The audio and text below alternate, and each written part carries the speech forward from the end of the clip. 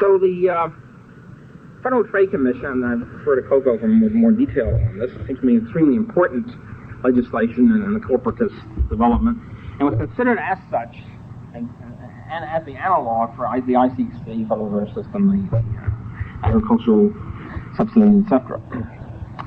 There's also an interesting development during the Wilson administration, started during the Taft administration. This is pushing the social welfare end of the welfare corporate state. This was the Commission on Industrial Relations, the United States Commission on Industrial Relations, which was set up in late 1912 by Taft, but really it hardly got started before Wilson takes over, and Wilson appoints the people and so forth. The U.S. Commission on Industrial Relations, which was stimulated by industrial violence, worker violence, and what to do about it. This is the first time really in a federal scale we have this tripartite arrangement I've been referring to. 3 labor representatives, 3 corporation representatives, all of whom incidentally were National Civic Federation types. The NAM was squeezed out of this arrangement. And 3 so-called public representatives who are our public busybody types, social engineers. Among the public representatives was our old friend John R. Cummins, who plays an extremely important role in this whole business. Also, Mrs. J. Borden Harriman, one of the famous Harriman family, who becomes one of the, which I'll refer to a little later, either tonight or tomorrow night, one of the upper-class female social worker busybody types, which begin to proliferate in this period. The chairman of the commission was a genuine left-winger named Frank Walsh, to the left of the corporate common types, who was a lawyer and social worker, and he was put on because he was supposed to be a friend of John R. Cummins. That was his cachet in this thing, so he was trusted by easily of the National Civic Federation and proposed by it. And it turns out they split later on during the work of the commission. Walsh was a little too leftish than the rest of them. And Cummins puts in as the research director, head of research for the commission, Charles V. McCarthy, another Wisconsin progressive. McCarthy is a very interesting guy. McCarthy was essentially a student of Cummins, student and disciple. He was the head of the Legislative Reference Bureau of Wisconsin and was engaged in many of the activities. He helped collaborate in the drafting of the Federal Trade Commission Act. He hailed Germany as the great example of planning. He called it, quote, a wonderful example of the rest of the world. And particularly the role of Bismarck and one of his great economists, or so-called economist theoreticians, Otto Wagner, one of the historical school economists. And he thought of he did his work on the Industrial Commission. He thought of the Industrial Commission as trying to bring the German model, Bismarck model, to the United States.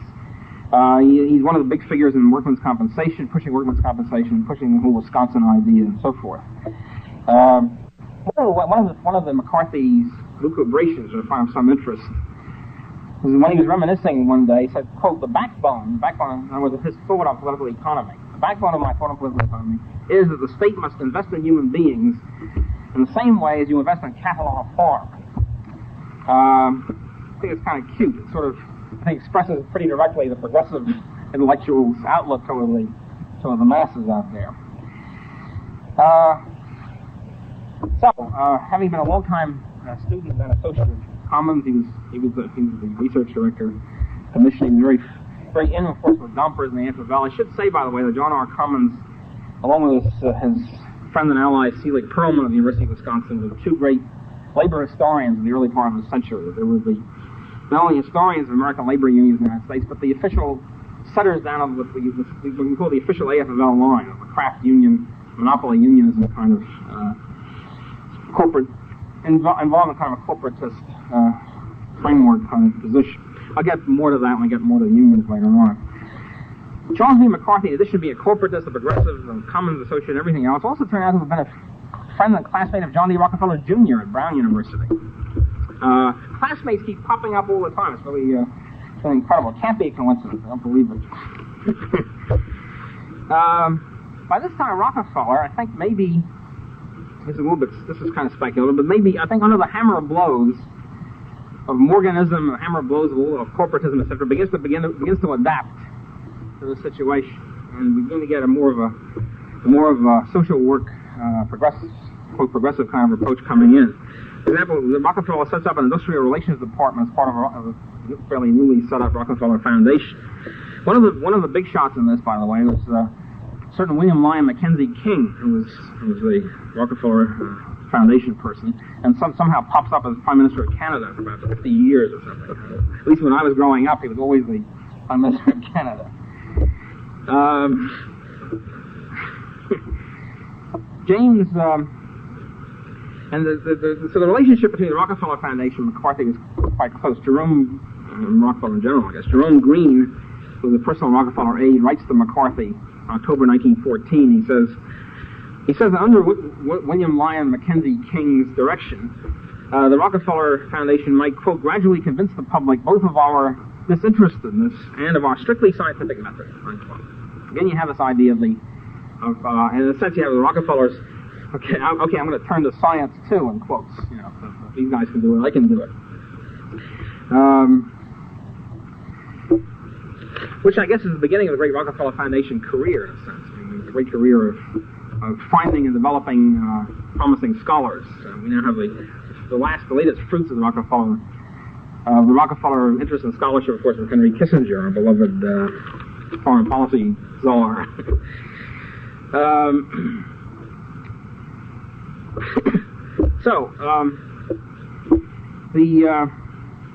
What happens is that there's a split in the commission. McCarthy is kicked out under Walsh's aegis, and we have three reports basically. We have several reports: Commons Rights Report and other various independent reports of the commission. One of the key people in the commission. One of the things about Commons is he becomes he promotes in his Commons report, presages the New Deal almost line by line. He sets forth about a situation which will later become very similar to later NRA, the Wagner Act, WPA, and CCC. All these things are prefigured in the Commons report in 1915. The Industrial Commission reports are written in 1915. Commons' sidekick, the Assistant Director of Research, or the assistant of McCarthy, is another guy who appears among our rulers from then on. An amazing number of people start around this period and continue ever since. They sort of live to the age of 110 or something, and they've only died out fairly recently. And they start with around this World War I period. One of them is Billy Liserson, who was the labor economist, student of Commons, close associate of McCarthy, who's pushing here state public works for depressions and state unemployment services. And he comes up in the New Deal and then during World War I and so forth and so on. One of the largest flour millers in the world at the time. And Ballard's report outlines the following steps that should be taken to cure the industrial problem and so forth.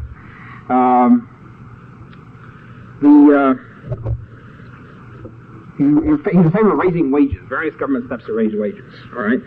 One, he should restrict immigration as a way of raising wages. Very sound. If your interest is in raising American wage rates, one of the ways to do is to keep everybody out. Two, to have a national minimum wage law to raise wages. Three, workmen's compensation laws. Four, factory inspection laws, which of course impose, as we've seen with meatpacking, impose higher costs on Cartelizer system, impose higher costs on competitors, small competitors. Next, the federal 8-hour-a-day law to make sure that those firms which are unaesthetic enough to have a 10-hour-a-day or 12-hour-a-day should be forced into line by their 8-hour-a-day competitors. The Federal Employment Service and Federal Public Works during recessions. And also, in all of this is practically the entire New Deal, not only 33-35, but really also 33-38. The whole spiel, I think, is set out in the Commons Report, the Ballard Report, etc. One of the things is kind of a cute thing, which prefigures the CCC and maybe a few other institutions in the world. It also calls for, quote, government concentration camps, where work with a small wage would be provided, supplemented by agricultural and industrial training. And we see here at the beginning of the great CCC concept of out there, the great forestry army, as it was called. The whole idea of forced government labor.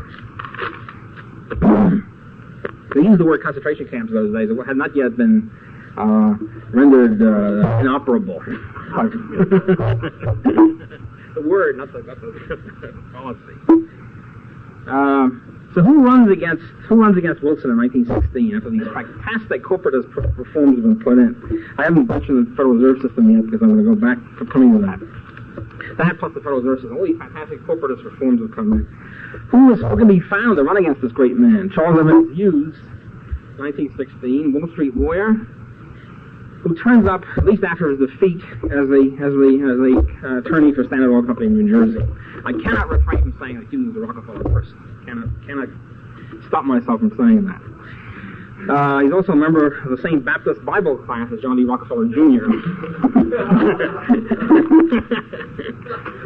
And he, of course, he was beaten. He almost won, but he was finally beaten. Okay. So it ensures the Wilson-Morgan continuation of power.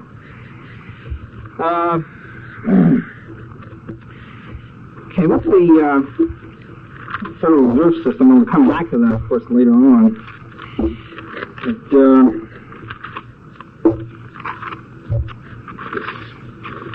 Bear with me here. The thing about the Federal Reserve System basically was it succeeded. Well, first of all, it was backed by almost every banker. I really don't know. I don't know. There might have been bankers that opposed it in detail, certainly, but the concept, certainly the big bankers all favored it. There were precious few people that were against it anyway, in general. I think the major reason for that is the fact that the Federal Reserve System succeeds the national banking system. The national banking system was sort of was kind of an abortion. The national banking system was a halfway house from free banking, hard money free banking, at least free banking kind of system, which we had before the Civil War, to a central bank on the other hand. In other words, we have basically what we have before the Civil War is a free banking setup, with the exception of the first and second banks in the United States. But after Jackson got rid of the second bank in the United States, we had a decentralized banking system. Much of it was hard money. We had free entry into the banking system. And some Western states' banks were declared unconstitutional, and of course, there were no banks in that area. But there was considerably less inflation under the free banking system, even though wildcat unquote, than there was later on. Anyway, this is one system, and in the free banking kind of system, the hard money position, the pure gold position of the Jacksonians, and previous to that, the Jeffersonians, really, but at least had a fighting chance. In other words, what you have a continuing drive by the Jacksonians for outlawing banks altogether, or ensuring that they pay specie immediately. One of the reasons why it's always been said that free banking leads to wildcat banking and runaway inflation. One of the reasons why there was it didn't, but one of the reasons why there was more inflation than there would have been under a real free banking system is that every time the banks got in any kind of real trouble, sort of massive trouble, brought about by their overexpansion, the government, state and federal, got them off the hook by allowing them to suspend specie payments. In other words, to stop paying their debts until this crisis is over. In the meantime, of course, they could collect the debts. They could enforce the collection of their debts, the debts to them in the courts. But while all this was going on, they were suspended. A moratorium was declared, so they wouldn't have to pay their own debts to their depositors, or note holders, I should say, largely. Now, this great tradition of letting the banks off the hook begins nefarious. I don't want to deal too much with this. I don't want to go even further back, as far as back. But this nefarious tradition begins with in the War of 1812, and in order the largest center of capital investment and wealth was New England, which, as we all know, was opposed to the War of 1812 against Britain. So in order to finance the war effort, the administration had to turn to the new banks popping up. The new banks inflated like mad. The government spends the money on munitions and so forth, and manufactured goods produced in New England. The New England banks call upon the new banks in Pennsylvania and Kentucky, etc., for redemption. They ain't got the money, they ain't got the gold, so they have to go bankrupt. It was an end the modern banking system, so to speak, the origins of it. And the federal government says, okay, we suspend specie payments. This is the black month of August 1814 happened. Not only did this continue for the duration of the war, but it went on from then on until early 1817. So that for 2.5 years, the banks were let off the hook. There were two ways out. I don't want to go into details on this, but there were two ways out faced at the time by the congressmen and theoreticians. One way was to get rid of the banks, the fractional, the banks that couldn't pay, the bankrupt banks, and go back to a gold system, or gold-silver system, I should say. And the other was to set up a new bank in the United States which would inflate enough to keep these banks afloat, which was the solution that was adopted. At any rate, but after the second bank in the United States was eliminated, we have a free banking system with hard money as a viable trend, let's say. After the Civil War, the whole condition changed. The whole system changes with two things. One, the greenbacks, which are fiat money, not redeemable in gold or silver, and it took them 14 more years to get rid of the greenbacks. To get the greenbacks back on a gold basis.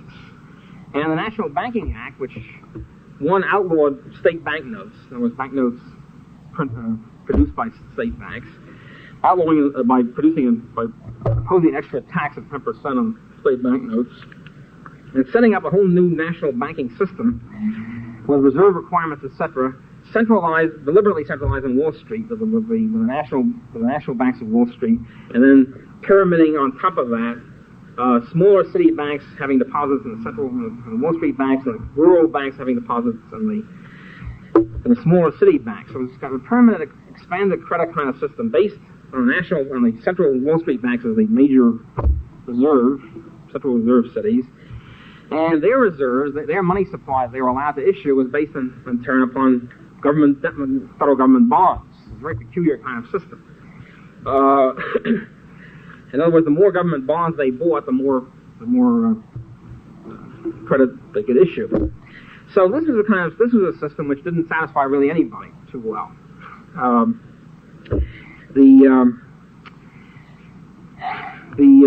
For one thing, and so they looked around for reform. It was very difficult at this point to go back to. First of all, it took them, as I said, 14 years to get back to gold, even to get back to a gold standard. So this sort of exhausted the hard money people. Besides, the hard money people were sort of dying out by this time, and it becomes to go back to the free banking system before the Civil War would have made it Titanic revolutionary kind of change in the system, which whatever gold bugs were left were not in a position to try to accomplish. So with this sort of alternative kind of dead and defunct or increasingly forgotten by the general public, by economists, by bankers, the next alternative looming up was pressing on to a fully centralized banking system with the Federal Reserve, with the imitation of the Bank of England, which pioneered in this thing, and so forth. Now, most of us think, looking back, most textbooks think of, say, the central bank is extremely important. We must have a central bank in order to restrict the banks, the commercial banks, from expanding credit and inflating the credit excessively. This is the usual way in which this kind of thing is sold to the general public. You should be no surprise by this time that this is sort of, again, an Orwellian system in reverse. This is not the way this is not the arguments of the bankers themselves and the economists themselves promoting it, used for the Federal Reserve System. The argument was, this darn national banking system is too inelastic. The money supply is, quote, inelastic, unquote. In other words, we ain't got enough of it. The banks are not allowed to expand credit enough, especially during recessions. So we need some kind of instrument to ensure more and better inflation, more and better expansion of money and bank credit. There were several problems. One was we need what Walter Bagehot, the Mephistophelian figure who was the theoretician of the Bank of England in the 19th century. So the central bank has one very important function of being a lender, what he called a lender of last resort. Lender of last resort meaning that there always should be a government-sponsored bank out there as a sort of a deus ex machina to bail out any bank that's really getting into trouble. So every bank knows deep in its heart there's always a central bank there to bail it out, to lend it money and so forth, to tide it over any kind of real emergency. This was accepted as a brilliant stroke, master stroke in banking theory. And then they felt it was necessary also, as Coco points out here, under the national banking system, decentralization was popping up. The Chicago banks now were becoming part of the Central Reserve, and the more and more state banks. In other words, you had less and less centralization. It was felt by the large bankers. You had to re-centralize again and impose a central control, which seemed to be getting out of hand. Also, we had the growth of the Bank of America, a state bank, which is completely outside the establishment in those days.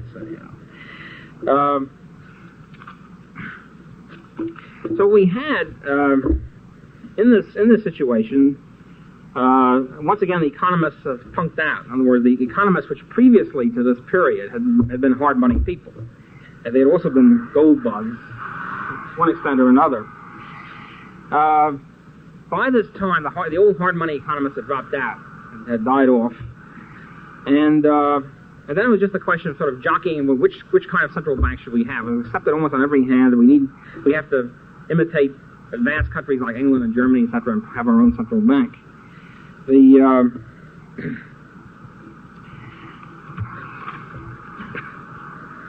there's a whole litany here, which I need not repeat, that Coco mentions, of all the guys who were pushing for this, for some kind of Federal Reserve Bank. And there's all sorts of jockeying back and forth. I don't think in the long run they were very important. The point is, almost everybody had one of their own kind of central bank, and we wind up with something. Some of the key figures again in this, the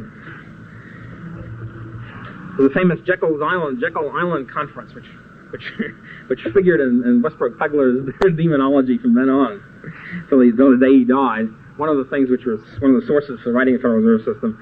At this conference were Paul Warburg from Cumulloa, Frank Vanderlip of the National City Bank, who becomes very important throughout this thing as a great theoretician of inflation. Henry P. Davison, a Morgan partner, Charles Norton of the First National Bank, and of course Nelson Aldrich. And anyway, with all this jockeying back and forth, we wind up with a Federal Reserve System.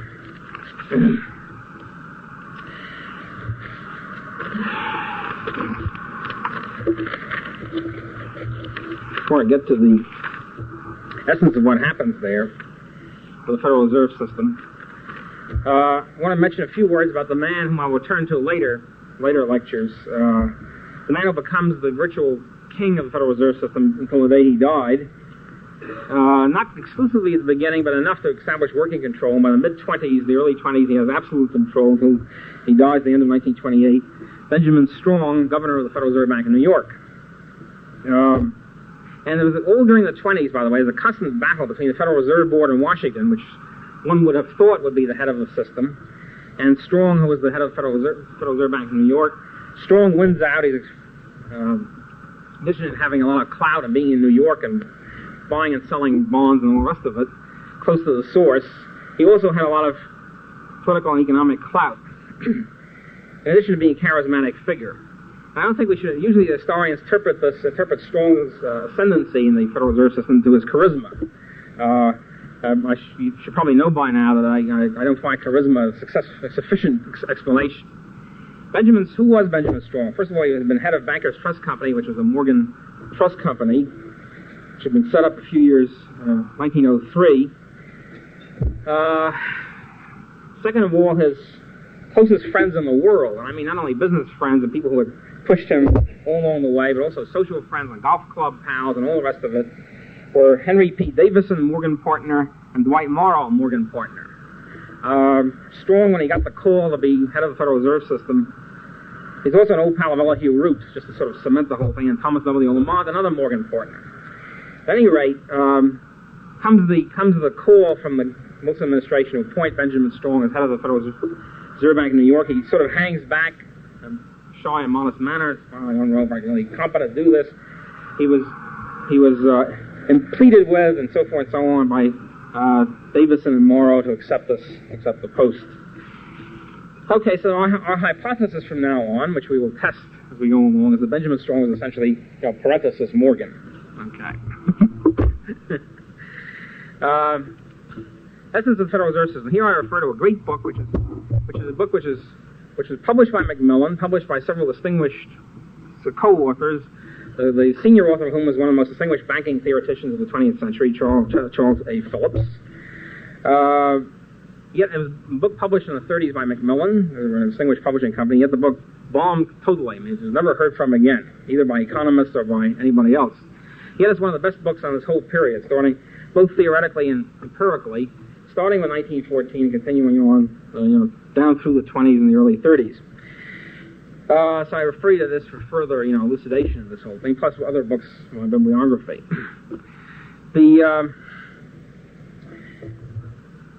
Banking in the Business Cycle by Felix McManus and Nelson. Sorry. What do we do here? We have a situation, well, let's put it this way. Supposing we have we start off with a bunch, let's say, of independent banks. Forget a minute about the national bank pyramiding. That makes it just more complicated. We have a bunch of independent banks, each of which are required. The average reserve requirement before the Federal Reserve Act, the average reserve requirement was 10%. In other words, the banks could pyramid, well, national bank notes could issue notes, and national banks could issue notes. They could pyramid notes and deposits 10 to 1 on top of their reserves, which were either gold or government bonds or other banks, depending on where they stand on the pyramid. Let's say they're gold, again, to simplify it. So we have the 10 to 1 on top of this. Excuse me, it wasn't 10%, it was 20%. Giving away the punchline here. 20%, it was 5 to 1 pyramid. So these banks are allowed, and the average was really 21, but I'll make it 20 to make it simpler. We have allowed a 5 to 1 pyramiding by each let's say each bank. Okay, we centralize reserve, we take all the government forces, well not for, induces and cousins in many other ways, gets the banks to yield most of their reserves to the Federal Reserve Bank, and then we create the Federal Reserve Bank. Let's say they get all the reserves, and now the Federal Reserve Bank, the reserves of the national banks become the deposits with the Federal Reserve Bank, checking accounts, so to speak, with the Federal Reserve Bank. So now we have the gold centralized in the Federal Reserve Bank. Incidentally, this is one of the arguments that's constantly being used, not only because the national banking system is too inelastic, in other words, not enough money, not inflationist enough, but also we need centralization of reserves. So we economize on reserves was the slogan. What this meant, economizing on reserves, was here we have, if they just put reserves into the central sort of bin here, we still have a 20 to 1, a 5 to 1 setup, 5 to 1 ratio. However, now we have the Federal Reserve System, Federal Reserve Banks themselves are allowed to expand 3 to 1, 35%. So let's say 3 to 1. 3 to 1 on top of their gold. So now, in other words, the gold, let's say the amount of gold centralized is the same. Now the Federal Reserve Banks are allowed to expand 3 to 1 on top of that. So this means that by this process of centralizing and having this 35% limit, we have an allowed 3 to 1 expansion of money and credit. In other words, the bank credit supply can go up by 3 to 1, permitted to go up by 3 to 1. And usually in banking history, if the government permits banks to expand money on top of reserves, they'll do it, except in except in deep depressions when they can't find anybody to lend money to because they might go bankrupt. But generally, this is either immediately or in a couple of years. If they permitted 3 to 1 expansion of reserves, they can expand 3 to 1. So this allows for a 3 to 1 expansion of bank credit, of money and bank credit. In addition to that, as if this weren't enough, this engineered inflationary potential of 3 to 1. By inflation, by the way, I mean an increase in money supply of money and bank deposits. In addition to that, the Federal Reserve Act reduced the average reserve requirements by statute in half, from 21% to 10%. And actually, it was 11% in 1914 and 10% later, but basically, it was reducing it in half from approximately 20% to approximately 10%, which means that instead of before you could pyramid, the banks could pyramid 5 to 1 on top of reserves. Now they can pyramid 10 to 1 on top of reserves. We now have an extra twofold inflation on top of a threefold by the centralization process. So the mechanism of the Federal Reserve Act immediately ensures a potential of 6 to 1 inflation on top of the previous supply of money. It's an enormous inflationary engine sold to the public, sold to the general public, and to to deluded college students ever since as a restriction on inflation. As a way of combating these evil commercial banks, the private banks are out there inflating. We need this Federal Reserve System to hold them in. Actually, it's just the other way around. The bankers needed it to push them along. Now, this 6 to 1 potential was limited. It starts off fortuitously at the end of 1913, so it was just about on time for the war effort. Only a couple of years were into the war effort. This 6 to 1 potential was limited by money in circulation by the public. In fact, the public can take some money out once in a while. This is a limiting factor. It's always a limiting factor in bank credit and inflation. If all of us, for example, if the entire country suddenly cashed in their bank deposit tomorrow, it would be an excellent. This would be, if I were asked to give advice to the general public, how can we stop inflation? I wouldn't say don't eat meat. I'd say cash in your bank deposits. It'd be a very effective, if a little disturbing way of limiting inflation. Get your money out of the banks. Also the 35% was, was a little older. It was 40% against Federal Reserve notes. Anyway, these are minor considerations. The other problem is that there's a disturbing potential. We're still on the gold standards. There's still a disturbing potential that the public might cash in all this stuff, not only the Federal Reserve notes and the national bank's deposit, for gold. This could wreck the whole thing. So a big campaign is launched by the Federal Reserve System in various ways to get the public not to use gold anymore, to reduce gold to the sort of thing, gold coins, particularly the sort of thing that you give to the kids on Christmas, like one gold coin. Here's a gold dollar, find all piece of kids, sort of thing. To reduce it to this sort of ceremonial status.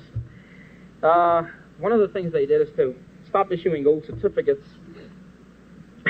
and replacing gold certificates. Now, gold certificates had been issued by the Treasury. They were 100% backed by gold, so they were extremely sound and hard, et cetera, et cetera.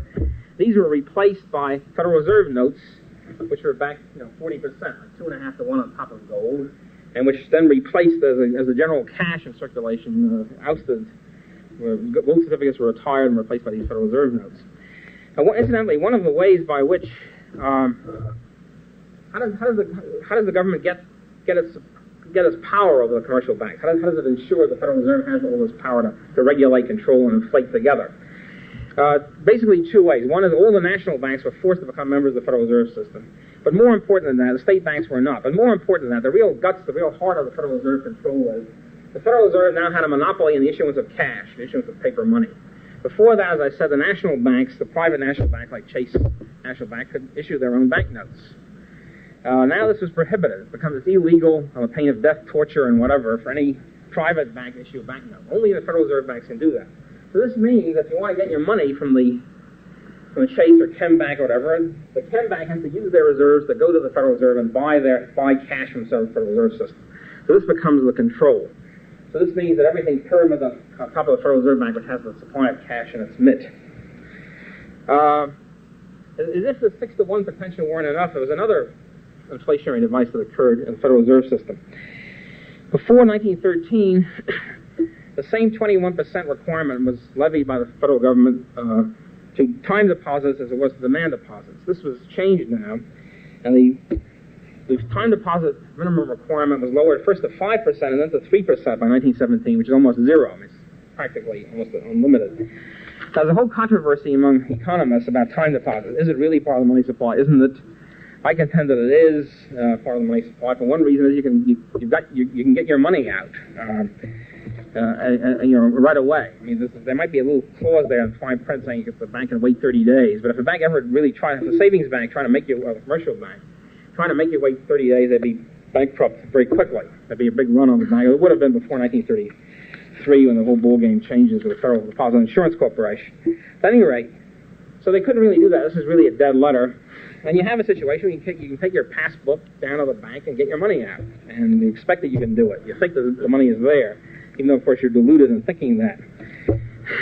At any rate, so the time deposit method becomes a very interesting way, all during the World War I and during the 20s, by which the commercial banks could inflate even more than the 5-to-1, the 10-to-1, by trying to shift people from demand deposits to time deposits. Every time they did that, this could give more of an inflationary potential.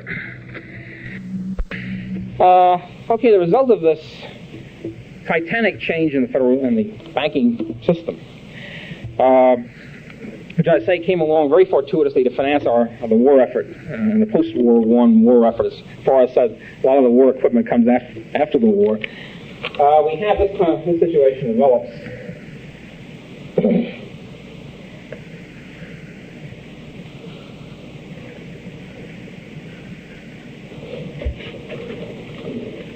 In 1914, this is bank deposit. I think it's only demand deposits. I should have checked on that. The source of the table is not good. It doesn't swing with the time deposit. I don't think. At any rate, bank deposits, total bank deposits,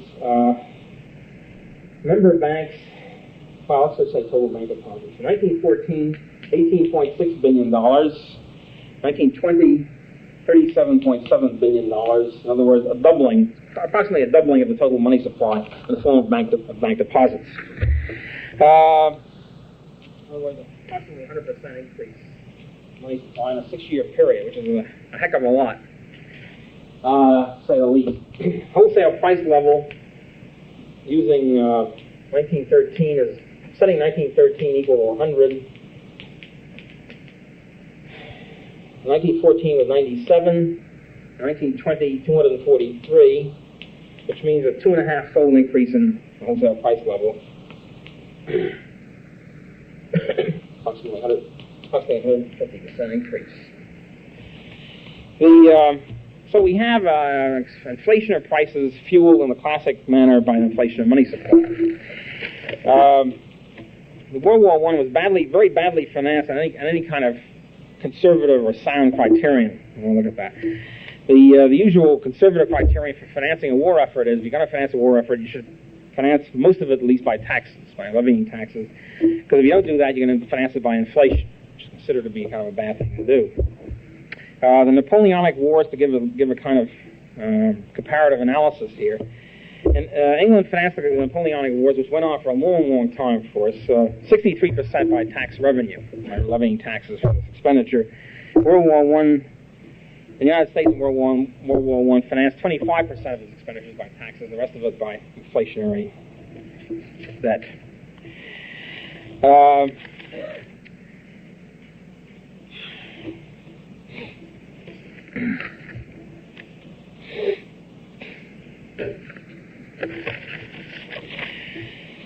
There are other details about what happens each couple of years, etc., but I don't really think that's necessary to go into it, because I think this is kind of the basic framework.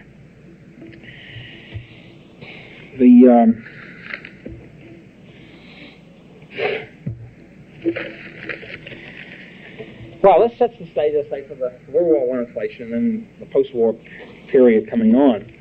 I think there's still some time to run a little bit, at least, to another aspect of progressivism, which is very important, which has been alluded to here and there, the local progressivism, or municipal or urban city local progressivism. Here I refer you to the justly classic article by Samuel Hayes called The Politics of Reform in Municipal Government, the Progressive Era, which has been anthologized all over the place, and several other things which I will mention. What you have here, and this was alluded to, I think Forrest alluded to Lindsay, the essence of John Lindsay, and I really think it fits in beautifully in this whole setup. What you have basically is a great drive for an urban reform, really to smash and this runs through the whole setup, to smash the power of the local ward healer, machine-type politicians, the old politics, to smash their power and to replace this power by new technician, expert, upper-class centralized government. As compared to the older politics, which was essentially decentralized, ward-oriented, neighborhood, community control, as we call it now, kind of setup. Replace this by out of politics, taking municipal government out of politics and into this into the light, into the levitated light. The essence of this, before getting into any details on this, not only, incidentally, in addition to being an economic determinist, which I proclaim, I'm also an ethnic determinist, or the two of them often, of course, jibe. What you have here, and during this whole period, of course, one of the things that you have is this massive immigration from Southern and Eastern Europe, and as Forrest has mentioned, the original native people, the WASP who had been here are kind of scared by this whole setup. By this new invasion, so to speak. And in many aspects of life, and I'll be getting later on, probably undoubtedly tomorrow night, the public school revisionism, which is also a great new thing which has popped up in the last couple of years. Public school revision in the progressive period. All these things mesh in. The whole thing is an attempt to take urban politics out of the hands of these new immigrant groups, old immigrant groups, Irish, Italian, Jewish, etc., to take it out of their hands and into the hands of the upper class WASP establishment. so to speak. And one of the things which were one of the bases, I'm going to get to Prohibition tomorrow night too, is that one of the key bases of neighborhood control by local ward heeler politicians was the saloon. The neighborhood saloon was sort of a key social center. One thing is the Catholic immigrants drank a lot, at least in contrast to the Protestants who drank hardly at all, at least in publicly. This whole thing about drinking, which comes all the way back, I guess, at least to the 19th century, and probably before that. But at any rate, this whole thing about drinking, and the Catholics usually drank, and also Germans drank, I guess, in general. I suppose German Protestants also. So you have the whole thing about these evil Germans, evil Irish, evil Italians, and they're drinking. And here you have the wasps who don't drink, at least supposedly don't drink. And fortuitously, and along with this, you have the neighborhood saloon, and the saloon keeper as being the key ward politician. They go to him for favors, and he's sort of the beloved figure, and they all say, hi, Joe, and that sort of stuff. He often gets elected to the Board of Aldermen. And so part of the idea of smashing the local neighborhood is the idea of smashing the saloon and the brewery industry, which anyway is in the hands of evil Germans to begin with. So you can bust them along with the local saloon keeper, so an added grace. So all these things that are happening together, it's really almost like a systemic kind of approach on every level, social and settlement house level, and the city commissioner government concept which comes in, and the city manager concept which comes in, and prohibition which comes in. And see, I regard prohibition as really also part of this whole corporatist framework, and the public school, tightening up of the public school thing which comes in, and crushing the immigrant which also comes in this period. The part of this, I was very interested. I was talking to Religio after Forrest talk this morning, because he mentioned the whorehouse question, and it seemed to me and he and I had a flash of insight, created a flash of insight in this whole thing, because in addition to the saloon, which was of course even more important than the whorehouse, but also the whorehouses were kind of a neighborhood ethnic old politics kind of setup. And I had thought that my analysis of the Mann Act, and here I feel there's a correction. I'll deal with this more tomorrow night. Correction of my revered mentor H.L. Mencken in this whole period. H.L. Mencken, for example, saw the Mann Act and Prohibition as a purely morality thing, with what he called cow country Baptists and Protestants rising up from their ranches and dung heaps or whatever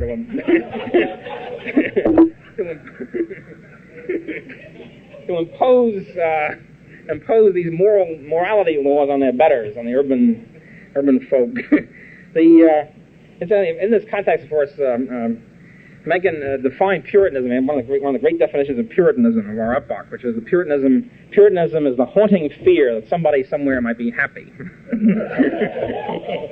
And but I think more. And also, I think he had essentially an economic analysis of that too. Essentially, what he said about the Mann Act was that, well, this is a agrarian farmer Methodist Baptist imposition, because what the farmers are saying is, they don't have the money, you see, to transport women across state lines for immoral purposes.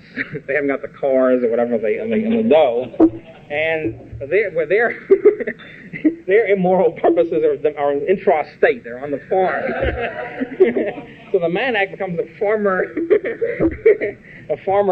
smashing of urban, wealthier and more affluent and more cosmopolite and more mobile urban types. In addition to that, he also had an economic analysis of the farmer and prohibition. What he said was that the urban person has to buy his liquor from somewhere. This is interstate and so forth and so on. It's visible and can be outlawed. The farmer makes his own moonshine. He can never really outlaw that very successfully. So out there in the backyard.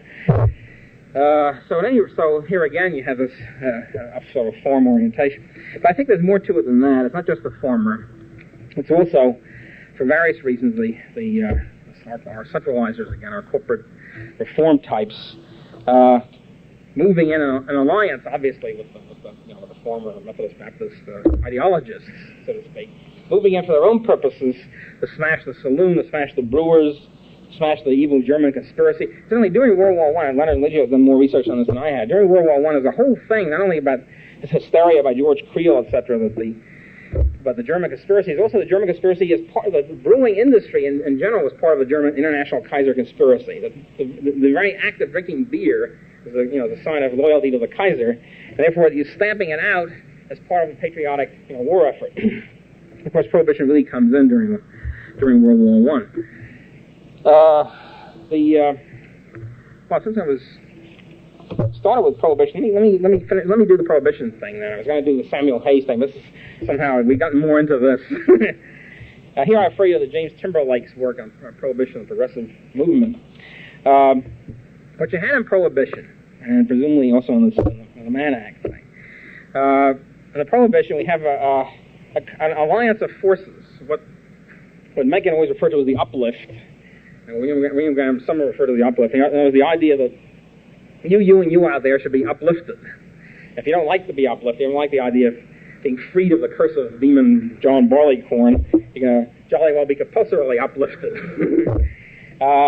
This idea, of course, William Graham Sumner, in his great essay on what social classes owe to each other, his concept of the forgotten man, I think, is a definitive statement on this. His description of moral uplift was that A and B put their heads together to decide what C should be made to do for D. And in the Prohibition case, it works something like this. A and B are reformers, are moral uplifters. They get their heads together and they say liquor is evil, and you have more accidents and all that sort of stuff, and people get liver ailments, etc. Therefore, because a lot of people become alcoholic, therefore we should outlaw liquor. So the essence of this is that A and B, who don't drink anyway, are forcing C, who's the forgotten man, he's the poor schnook who takes a drink once in a while, depriving him of liquor in order to save D, the small minority of alcoholics or potential alcoholics. So he goes on from there to say, well, what happens is A and B, of course, you pass the Prohibition law, whatever other similar legislation, and A and B, of course, are very happy. They don't drink anyway, and they're imposing their moral standards on everybody else, so they're in great shape. D, the potential alcoholic, can get the liquor anyway. He knows all sorts of sources. You knock on the window 3 times, and Joe's setting me. He gets his liquor, so he gets his liver ailment and dies on the gutter anyway. So the person who's really harmed by this is the poor schnook C, the forgotten man, the poor humble average American, middle American, as we might call it, who likes to drink once in a while and doesn't know the illegal sources, doesn't know how to speak easy or whatever, and he's the one who's not being helped anyway, even in terms of reformers. He's the one who gets shafted by this whole system. Anyway, we have the moral uplifters. We have the particularly led, incidentally. We think again of prohibitionists. We think of prohibition as being sort of a right-wing fundamentalist thing. I mean, especially in these days, the Prohibition Party is sort of a right-wing prohibitionist party. In those days, it was very different. Because we have, for example, the social gospel movement, which everybody knows is the great left-wing, in quotes, of the Protestant movement, applying the message of Christianity to social affairs. It's almost always socialistic in nature. These guys were very hep on prohibition, on outlawing the liquor industry. This is part of the social gospel. Walter Rauschenbusch, and his great work, Christianizing the Social Order. I told Leonard I was going to talk about Christian America. In 1912, Walter Rauschenbusch, which is again held up by all discussions of the social gospel as being the big theoretician of left-wing Protestantism of this period. Walter Rauschenbusch in Christianizing the Social Order writes that the liquor industry, quote, is seeking to fasten on an angry people a relic of barbarism. That's liquor.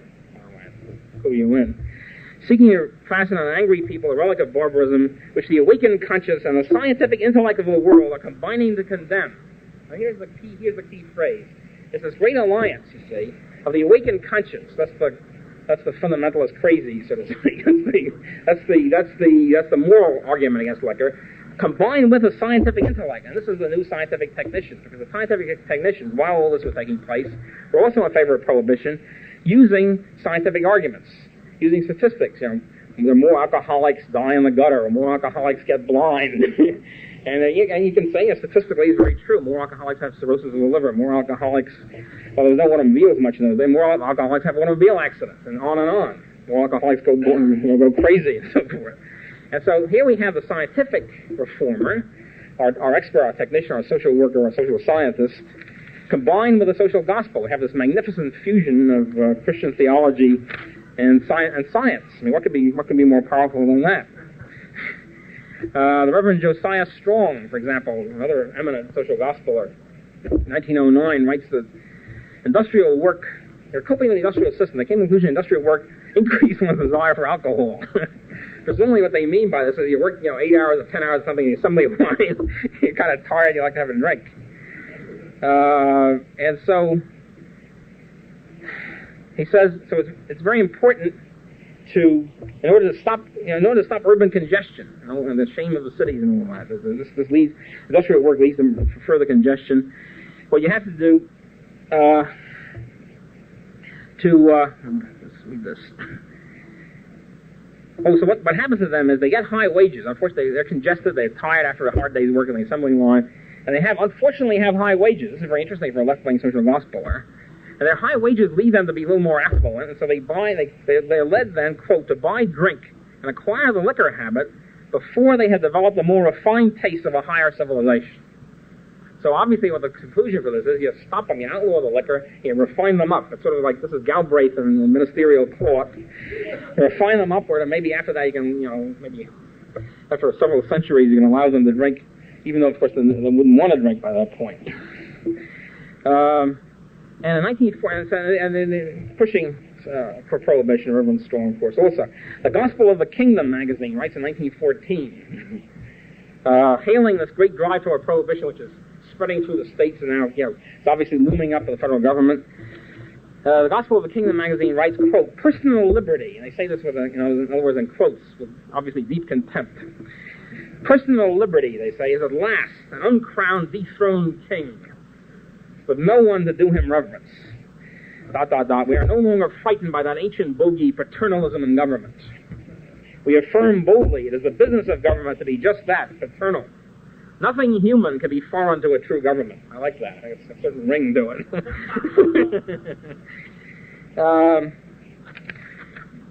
Now, one of the problems is, perhaps fortuitously, that, of course, as I say, Catholics tend to drink in at least moderate amounts, and we have this. Part of this whole thing was an anti-Catholic drive. The Catholics were not shaping up in this great drive toward purity and temperance. And Catholics are largely immigrants. I mean, this is largely true. So then we have, in addition to the Uplift and the Gospel of the Kingdom magazine, Walter Rauschenbusch and Reverend Josiah Strong, and some of my other favorites, we have the scientific argument. The Uplift argument, the harmful effects of alcohol. Alcohol leads to crime, to poverty, etc., etc. Interestingly enough, we have this interesting twist. I wonder how some of our current social workers would sort of cotton to this.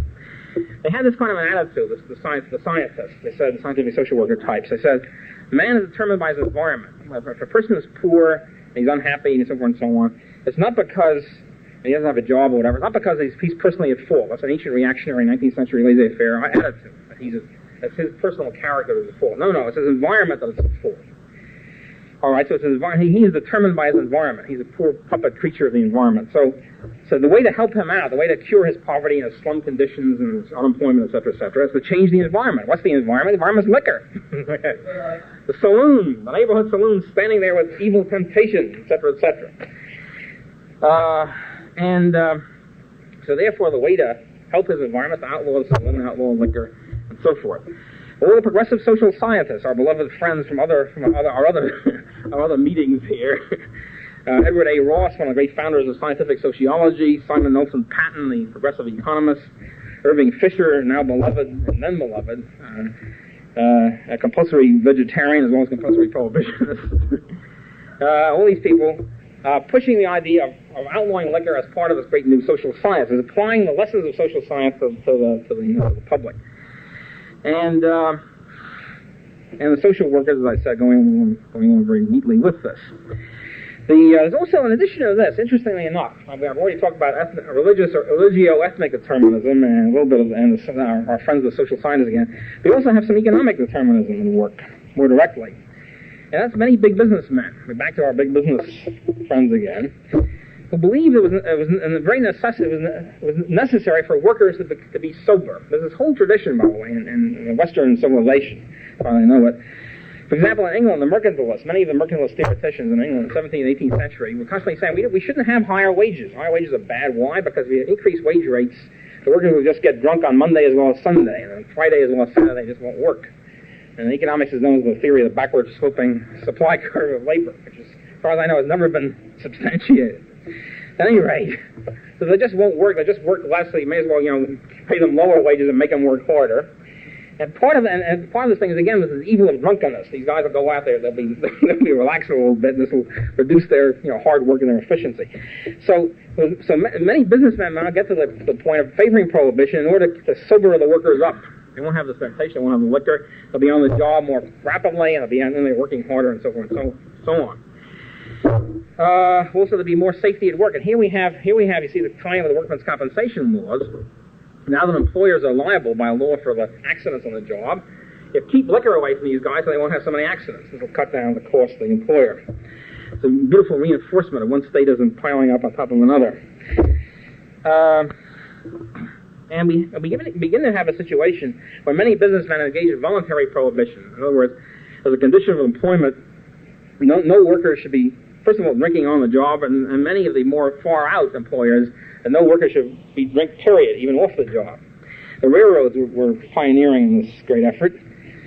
The railroads had negligence laws, again, special liability laws to worry about, too. So the railroads began to lay down the rule that no worker can drink either on duty or off duty, ever, period. And the next step, of course, then, if you really want to enforce this, with some of the employers, it's kind of expensive to do it, as well as a little bit messy, is to hire groups of agents, detectives, espionage agents, whatever, to go around and see whether the guy's drinking or not. Because otherwise, what's the point of having the rule? And it found out, you see, when the railroads, it's true, I'll have to give the devil its due here, that when the railroads passed this rule of no drinking either on or off the job, there was a decline in railway accidents, no question about it. And this was sort of a model and inspiration for other employers in manufacturing. And the scientific management movement, which comes in around this period, Frederick M. Taylor, pushing the idea also, in addition to firming up the assembly line and so on and so on, of eliminating alcohol because alcohol lowers efficiency. And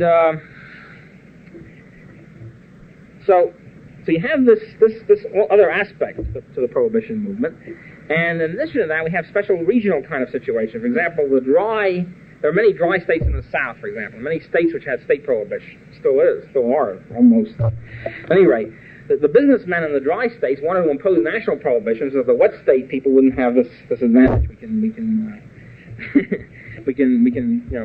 impose this throughout the country.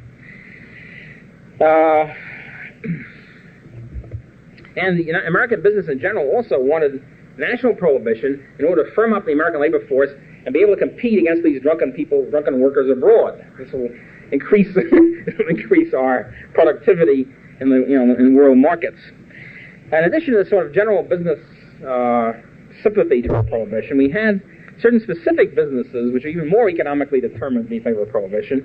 In other words, what economics is known as substitutes, or I wouldn't say close, it's hard to say close substitutes, but sort of substitutes. The closest we can think of to liquor, grape juice and Coca-Cola. Welch Grape Juice Company and Coca-Cola Company pushed very hard for prohibition, for the outlawing of liquor. And I think it cannot be purely coincidence that they were at least the closest substitutes we had to liquor. The Anti-Saloon League, for example, of course, what we all know was a major pressure group for prohibition, had a committee of industrialists on it, and many of these people were in this to push this kind of system. On the other hand, you see, there were, of course, certain businesses which are strongly anti-prohibition. I think the majority were probably in favor of prohibition. There were a few businesses that were opposed to prohibition. For example, obviously the brewing industry and the rest of the liquor industry, without question. And also the DuPonts, of course, who being Catholic, again, were very unsympathetic to prohibition on religious grounds. And so we had this kind of a breakdown. Labor unions tended to be in favor of prohibition, although they had a problem with the brewers, the brewing brothers, would be thrown out of work. There wasn't too much distilling going on. Most of the liquor industry in those days was beer brewing. The labor unions, but aside from, of course, the problem about the brewing brothers who would be kicked out of work, labor unions also tend to be favor of prohibition. Some of the arguments are kind of cute. Will be reminiscent of certain current trends on the Maoist left. For example, one of the unions claimed that, many of the unions claimed that alcohol, quote, dulls class consciousness, unquote, on the part of the workers. And so, in other words, alcohol is the opium of the masses. And it dulls that fighting spirit. So if you have prohibition, this means that the workers will be on the qui-vive and be able to fight the bosses better. Drinking, in other words, is a class enemy. The Knights of Labor, who are, I guess, there's still a remnant of them around in these days, fired any organizers who drank on the job or even off it, and excluded any liquor traffickers or liquor industry workers from membership. The railroad union, the railroad brotherhoods, the big four were all in favor of prohibition. The AFL could not take a stand because of the split, the liquor industry, etc., liquor workers, obviously. But there were many unions, however, which opposed it on other bases. They didn't like the whole idea. Some of them actually worried about personal liberty. And the loss of the saloons, especially the foreign-born workers and those, the ethnic neighborhood types, the Catholic workers, etc., who are in this thing and who are members of unions. The Socialist Party, as usual, was split somewhere down the middle between the pro-prohibitionists and the anti-prohibitionists. John Spargo was later the great theoretician of the Socialist Party, was later turn up as a pro-war socialist. Wilson, as one of Wilson's great pals in the war effort, was in favor of prohibition because he considered it parasitic and inefficient in lowering productivity and so forth. Another interesting argument by Spargo in favor of prohibition was this: okay, you guys are worried because prohibition interferes with personal liberty, but he says also all legislation interferes with personal liberty. So what are you griping about? Well, most Socialist Party members were probably against prohibition. Again, the German influence, the influence of those Germans were very heavily involved in the Socialist Party, and from the great brewing tradition, were opposed to it. But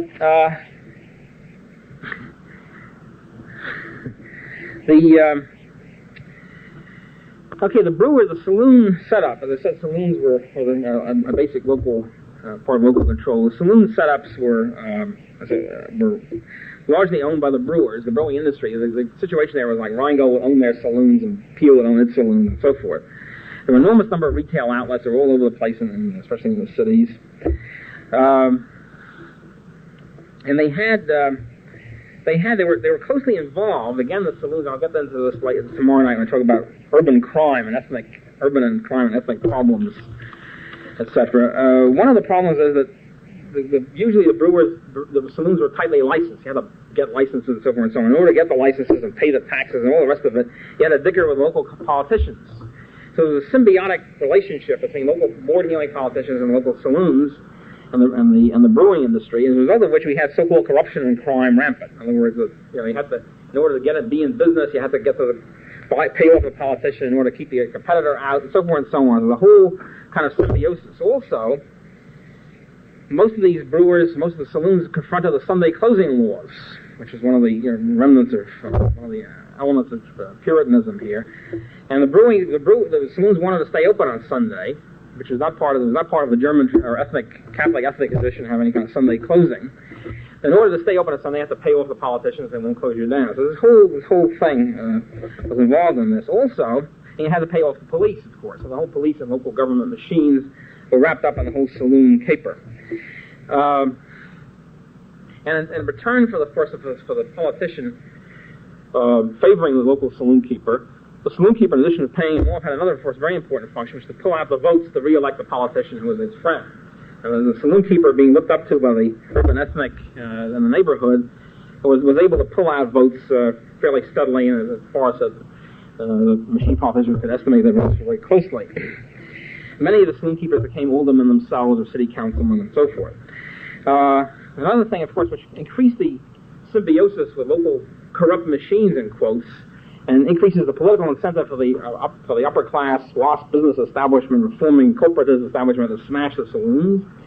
Another element here is that since the saloons were sort of not exactly illegal, but sort of quasi-illegal because of all these Sunday closing and licenses and all the rest of it anyway, along with saloons came other services, which which urban ethnic immigrants, etc., enjoy openly, let's say, which drove Baptist, Methodist wasps up the wall, namely gambling and prostitution. So the saloons became sort of centers of gambling and prostitution allied to it. So we have this whole set then of this kind of moral conflict, symbiotic with political, ethnic, and all the rest of conflict emerging in the progressive period. The Progressive Party naturally, of course, this is kind of to be deduced from our analysis, was wholeheartedly in favor of Prohibition. And finally, it was the Progressive War that put Prohibition over the top. I mentioned about the anti-German thing in the war, just two quotes and I'll be finished. The Anti-Saloon League writes during the war, quote, "The German brewers in this country have rendered thousands of men inefficient, thus crippling the Republic in its war on Prussian militarism." I think it was one of the better quotes of the week. Another prohibitionist writes, quote, "We have German enemies in this country too." In other words, not just abroad. "And the worst of all our German enemies, the most treacherous, the most menacing, are Pabst, Schlitz, Blatz, and Miller." I guess.